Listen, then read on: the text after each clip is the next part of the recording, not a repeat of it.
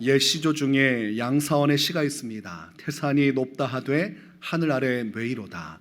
오르고 또 오르면 못 오를 리 없건만은 사람이 제 안이 오르고 뇌만 높다 하더라. 이런 시가 있습니다. 저 멀리 보이는 태산을 보면서 사람들은 감탄을 하지요. 야, 절경이구나. 그러면서 무엇이라 말합니까? 누가 저 높은 태산을 정복할 수 있으랴. 그러면서 저 높고 높은 태산을 오르려고 하는 사람은 없습니다. 이 시에서는 그것을 이야기합니다. 왜 높다고만 말하냐? 원하고 원하면 또 걷고 걷다 보면 마침내 저 태산 위에 오를 수 있는 것이 아니냐. 이런 시를 읽다 보면 마음이 뜨거워지죠. 그래, 포기하지 말고 그리고 최선을 다해 살아가자. 우리가 이렇게 마음속에 감동을 받는 것과 현실을 비교해 보면 현실은 조금 다른 면이 있다는 것을 알게 됩니다. 호기롭게 태산을 향해 걸어가지만 가다 보면 죽을 위험이 너무나도 많다는 것을 알게 되고, 태산을 오르다가 수많은 사람들이 죽어 사라져가는 것이 여전히 계속되어져 있음을 알게 됩니다. 바로 위험성의 대가를 지불해야 한다는 것을 깨닫게 되죠. 오를 수 있다고 오르는 것이 아니라 이 오르다가 죽을 수도 있다는 사실을 인지하게 되죠. 많은 대가를 지불하지 않고는 도전할 수 없는 것이구나. 저 태산이라는 한계를 넘어서고 그 원하는 정상에 도착하기 위해서는 내가 죽을 수도 있다는 사실을 감안해야 하는구나. 그것을 깨닫게 되고 결국은 도전하다가 중간에 포기하는 이들이 더욱더 많아질 것이요, 또 도전하다가 죽어나가는 사람들도 많아질 것입니다. 산악인 김정섭의 삼형제 이야기가 있습니다. 산악인 김정섭 씨는 1971년에 만화술루봉 첫 등반에 도전을 하게 되는데, 그때 자신의 동생 김기섭 씨를 돌풍으로 인해서 잃어버리게 됩니다. 가족 중에 한 명이 등반을 하다가 죽은 겁니다. 만화술루봉은 8,163m, 우리가 흔히 볼 수 있는 앞산과는 비교할 수 없죠. 꼭대기를 찾아볼 수 없을 만큼 높은 곳이요, 목숨을 걸고 가야만 하는 곳이요, 실제로 동생을 이 등정 속에서 잃어버렸습니다. 그리고 2년 후에 다시 도전을 또 합니다. 세계 7위의 이 높은 봉을 도전하기 위해 가는데, 그때에는 동생 이 김기섭 씨의 희생에도 불구하고 다시 도전한 것이었는데 또 실패를 하게 됩니다. 그 당시에 7,250m, 거의 다 올라왔지요. 1,000m만 올라가면 되는데 그 고지에서 대형 눈사태가 발생하게 됩니다. 눈사태는 사람으로서는 어찌 할 수 없는 것이에요. 그래서 눈사태가 발생하게 되면서 거기서 또 동생 김호섭 씨를 잃어버리게 돼요. 사망하는 일이 벌어집니다. 그리고 대원 5명, 그리고 옆에서 함께하고 있던 쉐르파 10명이 다 죽고 맙니다. 그래서 이것은 히말라야 등반 사상 두 번째로 큰 조난 사건으로 그렇게 기록이 되고 있습니다. 엄청난, 이렇게 많은 사람들을 잃어버리고 나서도 세 번째 도전을 하게 됩니다. 1976년 세 번째 도전을 하지요. 자, 어떻게 됐을까요? 실패합니다.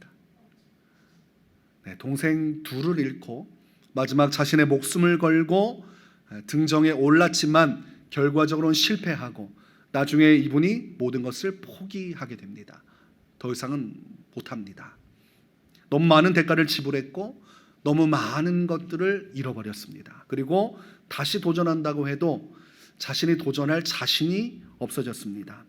사람은 한계를 넘어서고자 하지만 한계를 넘어서고자 하면 위험성의 대가를 지불해야 되고, 이 등정을 통해서 혹독하게 이 모든 것을 통해서 깨달은 것입니다. 오르고 싶다고 해서 오를 수 있는 것은 아니구나.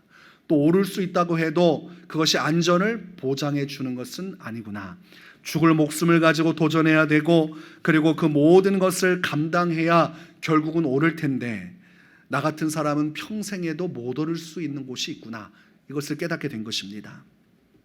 어니스트 해밍웨이가 쓴 노인과 바다라는 아주 명작이 있습니다. 저도 어린 시절에 이 노인과 바다라는 책을 읽고 너무나 감명을 받았어요. 그 글쓴이가 쓰는 내용의 어떤 글체를 보면서 저도 모르게 그 현장에 있는 듯한 느낌을 받았습니다. 노인이 거대한 물고기를 잡고 사투를 벌이면서 어떻게든 그 물고기를 잡기 위해 온몸을 다해서 온 신경을 다해서 수많은 시간을 버텨내면서 결국은 물고기가 힘을 잃고 수면 위로 떠오르게 되고, 배에다가 물고기를 고정하고 이제 기쁨으로 목적지를 향해서 나아가는 장면을 보면서 가슴이 설레었습니다. 그래, 나도 이렇게 인생 가운데 열심히 살면 원하는 것을 얻지 않겠는가, 그런 마음의 도전이 있었어요. 그런데 이 책을 읽다 보니까 후미에 충격적인 장면이 있어요. 나중에 도착해서 보니까 그 큰 물고기는 뼈만 남아있고 앙상하게 다 상어들에게 뜯겨져 버렸습니다. 자기가 원하는 것을 얻었다고 하지만 결국은 그 얻은 것도 잃어버릴 수 있는 것이 인생이라는 것을 알게 되는 것입니다. 한순간의 노력도 물거품처럼 사라질 수 있는 것이 인생이구나. 너무나 많은 변수가 있고 너무나 많은 어려움이 찾아오는 것. 그래서 인생은 이렇다 저렇다 누구도 장담할 수 없는 것입니다. 오늘날 비트코인이 큰 유행을 타고 그리고 지금 이미 많이 퍼져 있습니다. 비트코인 해본 적 있나요? 네. 이 비트코인을 사람들은 가상화폐라고 해서 신의 코인이라고 합니다. 여기에다가 투자해서 일확천금을 얻는 사람들이 생겨났기 때문입니다. 그래서 대단히 사람들에게 인기가 많았어요. 그래서 젊은이들은 돈만 있으면 뭘 하겠느냐 물어보니까 코인에다가 다 집어넣어서 이 비트코인으로 부자가 되겠습니다. 그래서 아르바이트 한 돈도 다 비트코인으로 집어넣고, 초창기에 비트코인이 열려졌을 때 여기다 투자한 사람들 중에서 몇십억, 몇백억을 번 사람도 있다고 합니다. 실제로 있는 것이죠. 그러나 그것이 전부는 아닙니다. 최근에 루나코인이라는 이 비트코인이 있었는데 상장 폐지가 결정되고 여기에 투자했던 사람들 다 거지가 돼버렸습니다. 가상으로 있던 돈이 가상에서 사라져버리니까 어디 가서 하소연도 못하고 이미 상장 폐지돼 가지고 사라졌는데 실제 있는 돈도 아닌 가상의 돈이 가상에서 사라져버렸어요. 그리고 이미 끝나버렸습니다. 그러니까 하소연할 데가 없지요. 인생은 참 넌센스와 같습니다. 부자였다가 가난한 사람이 되기도 하고 가난했다가 부자가 되기도 하고, 그래서 사람들은 오늘날 저마다 꿈을 꾸며 살아가지만 수없이 태산을 정복하려 하다가 떨어져 죽어나가고 자기가 예상하지 못한 어려운 일들 가운데 고통 속에 살아갑니다. 그래서 인생 가운데 열심히 도전하다가 실패한 사람들은 무엇이라 말합니까? 태산은 멀리서 볼 때 아름답지 직접 그것을 정복하려고 하다가는 인생을 망치는 법이다. 그래서 인생 가운데 특별한 한계를 넘어서는 삶을 추구하지 않고 주변인에게도 말합니다. 주어진 환경에 맞춰서 적당하게 살아가는 것이 분수에 맞는 삶이다. 이 태산 앞에 넘어진 사람들이 하는 이야기입니다. 한계를 돌파하지 못하고 넘어지는 인생의 연약함 속에서 깨달은 작은 지혜와 같다고 할 수 있겠습니다. 그러나 오늘 성경에서는 태산을 정복했던 한 인물에 대해서 기록을 하고 있습니다. 그 당시 일개 목동이었고 그리고 형제들 중에서도 막내였던 소년 다윗에 대한 기록입니다. 사울 왕이 등극하고 사울의 이름이 전 지역에 퍼지면서 사울은 막강한 권력을 얻고 있었습니다. 그러던 중에 하나님께서 기뻐하시는 사람이 있었다고 성경은 조명을 하기 시작하는데 그 사람이 바로 소년 다윗이었습니다. 다윗은 작은 소년에 이르렀고 그리고 목동이었지만 그의 미래는 찬란하게 빛나는 하나님께서 주시는 큰 복을 받은 사람이었습니다. 오늘 말씀을 보니까 블레셋과 이스라엘은 전쟁 중에 있었습니다. 그리고 블레셋을 대표해서 나온 인물이 바로 골리앗입니다. 거인족의 후예, 사람과 일반적인 사람과 놓고 볼 수 없는 존재, 사람보다 더 높은 힘을 가지고 그리고 그 당시에 장수 중에서는 최상위급으로 꼽히던 사람이 바로 골리앗입니다. 오늘날 우리가 격투 프로그램을 보면 체급을 나눠 둡니다. 왜냐하면 체급차를 극복하기가 어렵기 때문입니다. 한두 체급 위아래만 정복해도 대단한 각광을 받습니다. 2체급 석권, 3체급, 4체급 올라가면 또 다른 세계입니다. 그래서 체급별로 싸우지 않고 무차별로 하면 대부분 다 큰 체급의 사람들이 최고의 결과를 얻어냅니다. 그게 육신의 세계에서의 법칙입니다. 골리앗은 그 당시에 3m 정도 될 정도로 거대한 사람이었어요. 적수를 찾아볼 수 없었고 블레셋에서 용사 중에 용사로 길리고 길리어서 한마디로 말하면 우리 축구 보면 축구 중에서 구단 중에 아주 키운 사람들 있지 않습니까? 유소년 때부터 키워가지고 나중에 국가대표로 키울 만큼 그렇게 대단하게 그 나라에서 따로 구별해서 장수로 뽑은 사람 중에 최고의 자리에 있던 사람이 골리앗입니다. 그리고 이 전쟁에서 골리앗을 내보냈고 골리앗은 이스라엘을 도발하고 있습니다. 너희 중에 누구라도 나를 꺾으면 우리가 전쟁에서 패배했다고 인정하고 돌아가겠다. 그러니 골리앗만 이기면 이 전쟁에서 승리할 수 있는 것입니다. 어떻게 보면 대장전을 하자는 것이죠. 한 명만 나와 겨루어보자. 그리고 그들 앞에서 크게 소리를 지르면서 도발하지만 중요한 것은 아무도 골리앗 앞에 나서지를 않습니다. 왜 그렇습니까? 나가면 죽을 것을 확신하고 있기 때문입니다. 변수는 없다. 골리앗하고 나갈 때에 도와줄 사람도 없고 혼자 나가서 싸워야 되는데 어떻게 내가 골리앗을 이길 수 있겠는가? 그래서 군인 중에 누구도 도전하지 않고 가만히 있습니다. 그리고 사울 왕도 가만히 있습니다. 이상하지요? 왜 왕이 가만히 있을까? 왜 사울 왕이 그렇게 용맹하던 사람이 왜 가만히 있을까? 이길 수가 없기 때문입니다. 여기서 사람을 하나 보냈다가 패배하게 되면 더 처참한 상황 가운데 들어가게 되고 없던 사기마저도 다 사라져버리고 결국은 블레셋이 물밀듯이 밀어닥치면 현상 유지하는 것보다 더 나쁜 결과가 오기 때문에 차라리 지금 상황에서 군인들이 긴장하고 있을 때 이 지역에서 머물러 있는 것만으로도 자신들에게는 유리한 선택이라고 여긴 것입니다. 괜하게 호기롭게 공격하다가 전쟁에서 대패하고 처절하게 망하느니 망신스러워도 현상 유지하면서 이 대열을 지켜나가는 것, 그것이 최고의 방법이라고 여긴 것입니다. 그런데 이 전쟁 가운데 한 사람의 인물이 뛰어드는데 소년 다윗입니다. 다윗은 군인이 아니에요. 형들에게 먹을 것을 갖다 주라고 한 아버지 이새의 말을 따라서 전쟁터에 왔다가 골리앗이 이스라엘을 조롱하고 하나님을 조롱하는 소리를 듣고 분을 못 이겨서 뛰어나간 것입니다. 이 소년 다윗이 골리앗과 싸우고자 할 때에 사울 왕이 이 이야기를 듣게 돼요. 그때 두 가지 마음이 사울 왕 속에 들게 됩니다. 첫 번째는 기쁨의 마음이요, 두 번째는 안타까움의 마음입니다. 기쁨은 무슨 말입니까? 누군가가 이 골리앗과 대적해 준다는 것이 고마웠고, 그리고 분명한 것은 다윗은 분명히 죽게 될 것이기 때문에 안타까웠습니다.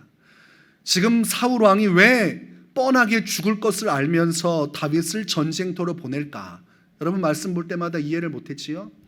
분명히 소년 다윗이에요. 애띤 미소년입니다. 그러면 사울 왕은 어떤 생각을 했겠습니까? 가면 죽을 텐데 이 어린 소년이 도전하는 모습을 보면서 백성들의 마음이 움직이게 되리라. 그리고 그가 골리앗 앞에서 처참하게 죽는 것을 볼 때에 백성들의 마음에 분노가 일게 되리라는 기대를 가진 것입니다.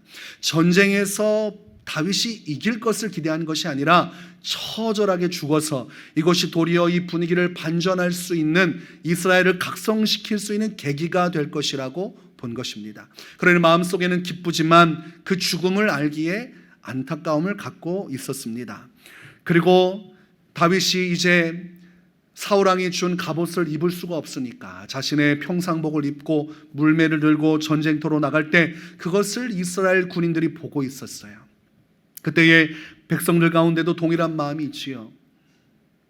누군가가 나서서 일을 한다는 것은 고마운 일이지만 곧 처절하게 죽을 것을 알면 마음이 아픈 것입니다. 저마다 아픈 마음을 가지고, 그러나 누군가가 나섰다는 그런 위로는 있지만 결국은 죽게 되리라고 예상하면서 그 전쟁터에서 침묵하면서 가만히 다들 지켜보고 있었습니다. 그러나 그때에 골리앗 앞에 선 다윗은 아무런 생각 없이 분이 나서 나선 것이 아닙니다.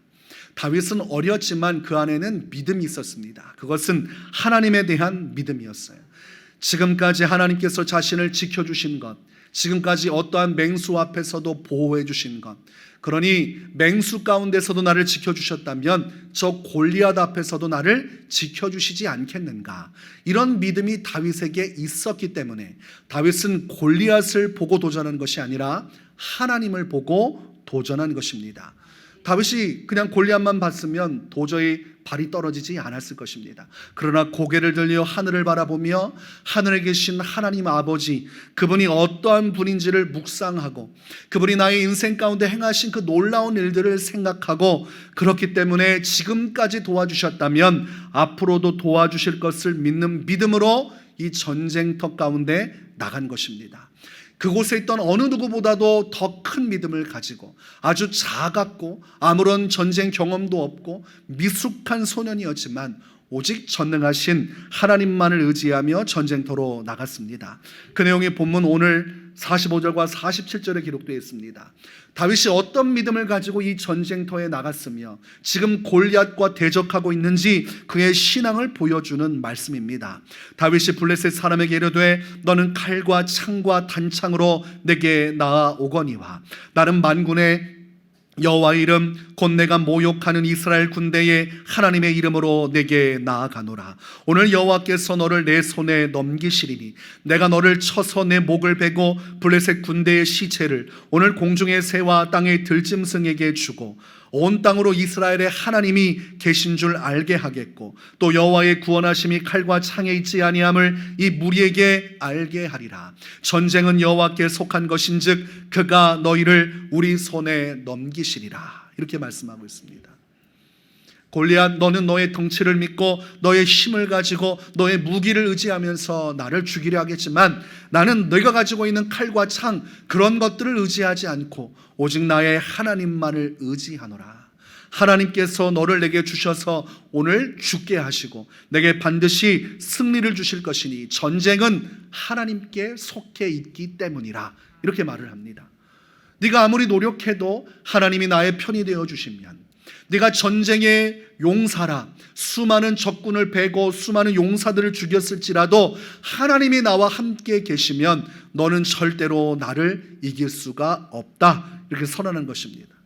이 당시에 골리앗은 태산입니다. 이 태산은 정복하기가 어려워요. 위험성의 대가가 있어요. 그 당시에 사울 왕의 장수들이 덤볐으면 이 태산 앞에 넘어져 떨어져 죽고 목 베어 죽고 수많은 조롱을 당하다가 그 즉시 죽게 되었을 것입니다.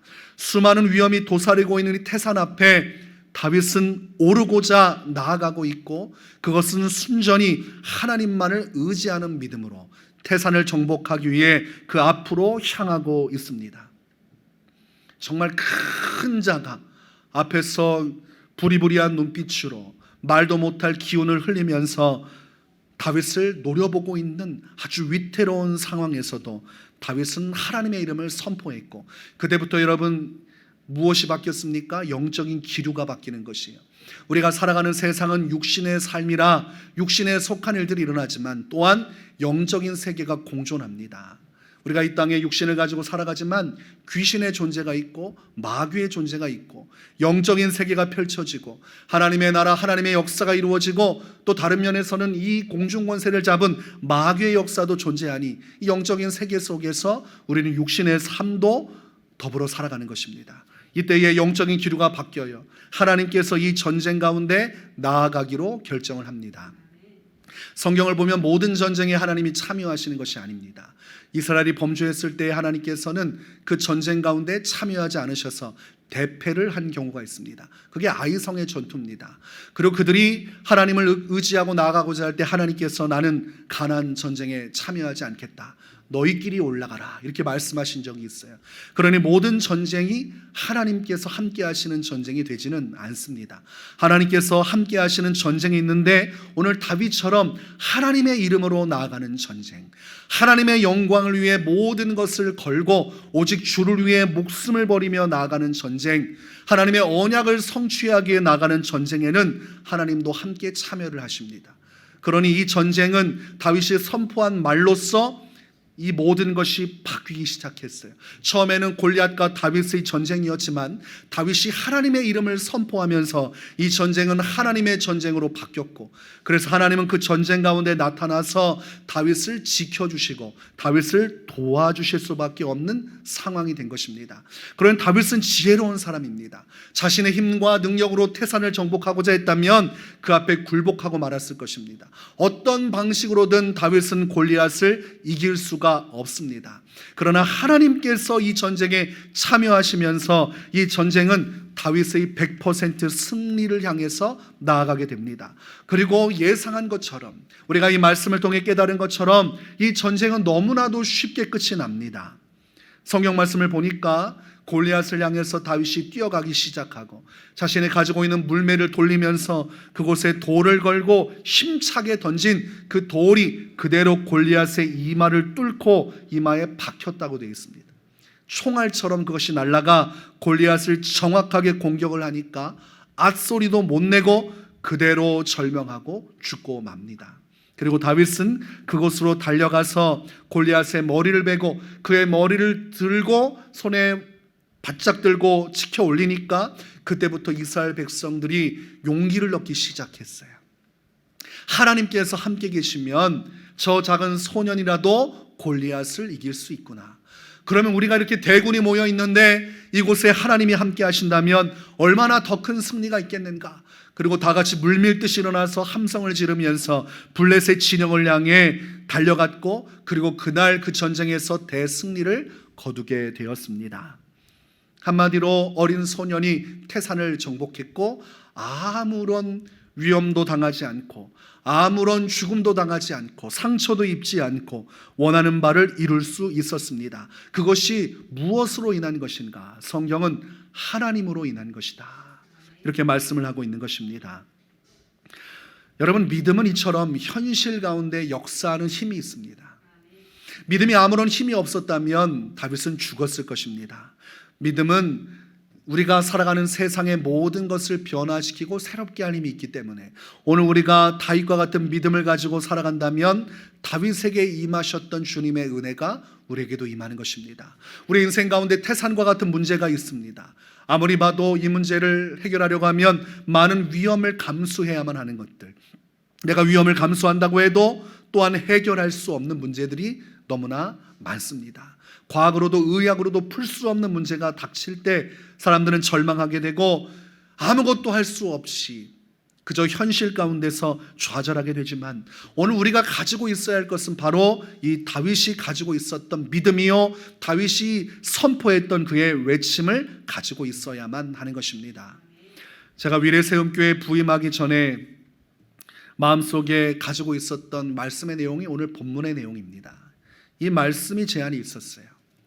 제 안에 오기가 있거나 자기 확신이 있거나 나라고 하면 나 정도 되면 어디 가서든 할 수 없는 일이 있겠느냐 이런 자기 확신이 있어서 오지 않았습니다. 저는 저를 너무나 잘 알아요. 저는 아무것도 할 수 없다는 것을 이미 10년 전 청소년부 사역을 하면서 깨달았습니다. 내가 할 수 있는 게 아무것도 없구나.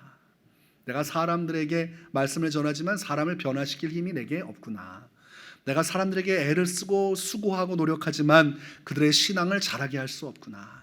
내가 몸부림치고 이를 갈고 죽으라고 해도 안 되는 것은 안 될 때가 있구나. 그 모든 경험을 체득하면서 저는 제 자신이 누군지를 너무나 여실히 알았기 때문에 위례세움교회 부임할 때 나라면 할 수 있겠다 이런 생각 0.0001%도 없었습니다.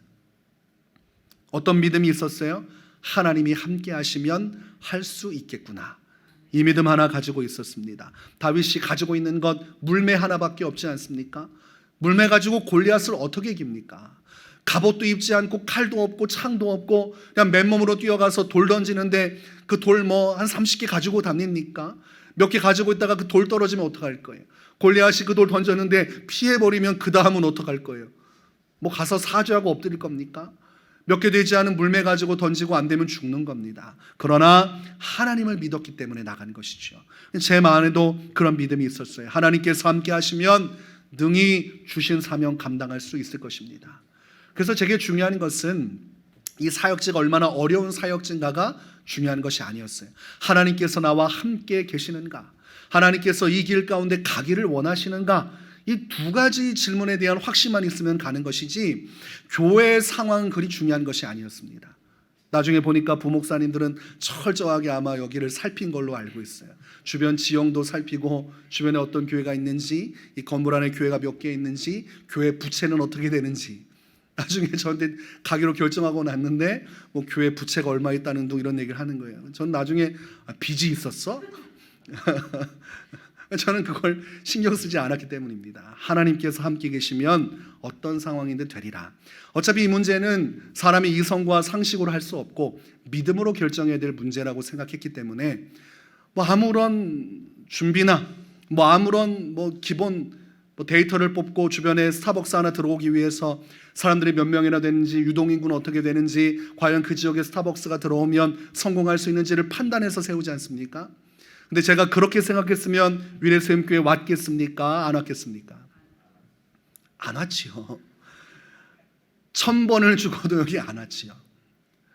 데이터상으로 보면 못 옵니다. 그러나 골리앗을 이긴 다윗의 그 승리를 제가 믿고 있기 때문에 이 말씀이 과거의 이야기로 끝나는 것이 아니라 오늘날도 하나님은 이렇게 다윗의 믿음을 가진 자와 함께 하시고, 그리고 하나님께서 함께 하시면 어떠한 한계도 돌파할 수 있고 어떠한 태산도 정복할 수 있다는 것을 믿기 때문에 하나님 앞에 기도하면서 부임하게 되었습니다. 하나님은 태산을 오를 수 있게 해주시는 정도가 아니라 태산을 없애실 수도 있고 태산을 던져서 바다에 빠뜨리실 수도 있는 분이십니다.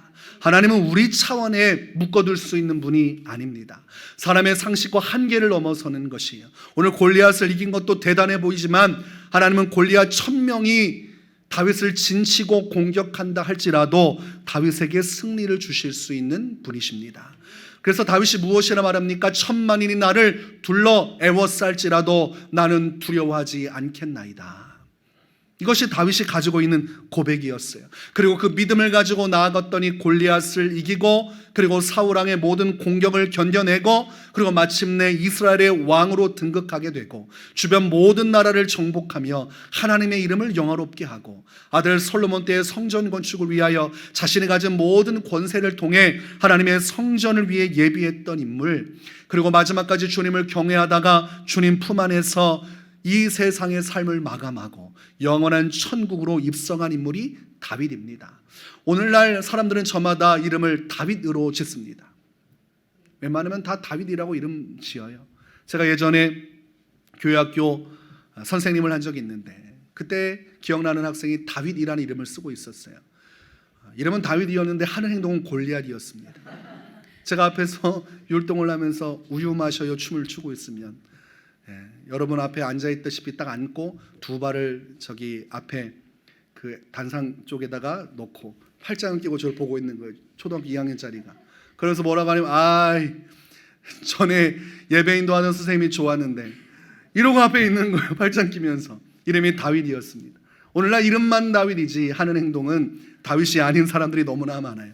이름만 바꾸면 다윗이 되는 것이 아니라 인생 가운데 정말로 어려운 순간, 아무것도 할 수 없는 순간, 절망적인 상황에도 하나님을 믿고 그 믿음으로 살아가야 그것이 다윗의 신앙을 가지고 살아가는 것입니다.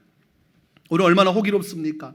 너는 칼과 창과 단창으로 내게 나아오거니와 나는 만군의 여호와 이름 곧 내가 모욕하는 이스라엘 군대의 하나님의 이름으로 내게 나아가노라. 여러분 세상에 살아갈 때 여러분의 능력으로 나가면 백전백패입니다. 태산 앞에 넘어지는 수많은 사람들 중에 한 명이 될 것이에요. 히말라야 그것을 정복하기 위해 도전했다가 죽어나가는 사람들 중에 한 명처럼 그렇게 이슬처럼 사라질 수밖에 없을 것입니다. 오직 우리가 이 땅 가운데서 승리할 수 있는 비결은 만군의 주 여호와의 이름으로 나아가는 것이고 그 이름을 선포하면서 그 믿음을 가지고 살아가는 것입니다. 여러분 가운데 주어진 문제가 있으면 위축될 필요가 없어요. 그 문제를 볼 것이 아니라 그 문제 위에 계신 하나님을 보는 것입니다. 골리앗을 볼 것이 아니라 그 골리앗을 이기시고 승리케 하시는 전능하신 하나님을 바라봐야 됩니다. 근데 사람들은 당황하면 그 문제에 집중하게 돼요.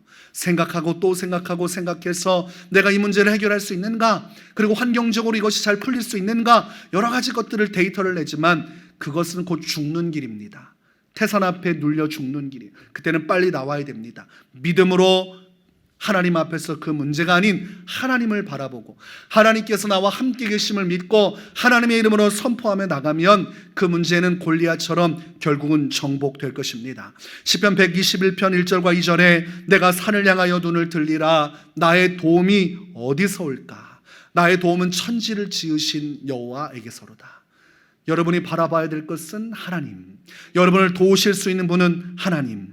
우리 하나님께서 여러분에게 놀라운 은혜를 베풀어 주시는 것입니다. 오늘 우리가 자랑할 것도 내세울 것도 나 자신을 향한 확신을 가질 것도 없어요. 우리가 믿고 확신할 것은 나 자신이 아니라 나의 능력이 아니라 나의 경험이 아니라 나와 함께 하시는 하나님의 이름이요, 이 하나님의 이름으로 주님을 바라보며 나아가면 이사야 40장 31절의 말씀이 우리에게 주어지는 것입니다. 오직 여호와를 앙망하는 자는 새 힘을 얻으리니 독수리가 날개치며 올라감 같을 것이요 다른 박질하여도 곤비하지 아니하겠고 걸어가도 피곤하지 아니하리로다. 하나님의 일을 하다가 지치고 힘들 때, 또는 때로는 주어진 환경 속에 마음이 위축될 때에 여러분 주님만을 바라보시기 바랍니다. 힘들면 다 내려놓는 것이 아니라 힘들면 주님 바라보는 것이. 제가 목회하면서 힘들다고 내려놨으면 한 1000번은 내려놨을 것입니다. 힘들다고 내려놨으면 그랬을 거예요. 그러나 지금까지 걸어온 길은 주님께서 주시는 새 힘을 받아 살았고, 힘들 때는 정말 주님 앞에서 어떤 기도했냐면 주님 살려주십시오. 살려주십시오. 제 한계가 왔습니다. 어떤 날은 그렇게 기도하죠. 주님 더 이상은 못하겠습니다. 더 이상은 못하겠습니다. 더 이상은 못하겠습니다. 저 좀 도와주십시오.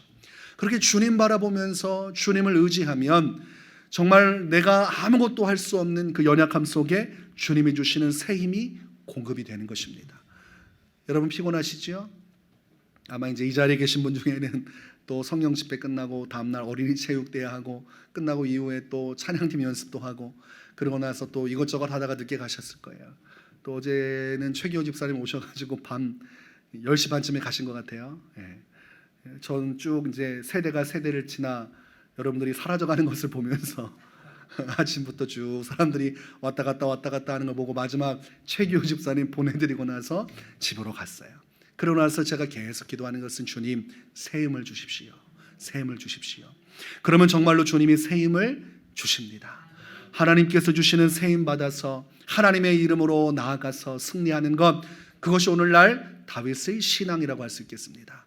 여러분 힘을 내시고 만군의 주 여호와 이름으로 나아갔던 다윗처럼 복잡할 것 없이 하나님 믿고 나아가면 주님께서 반드시 태산을 정복하게 하실 것입니다. 나는 못해도 누구는 하실 수 있습니까?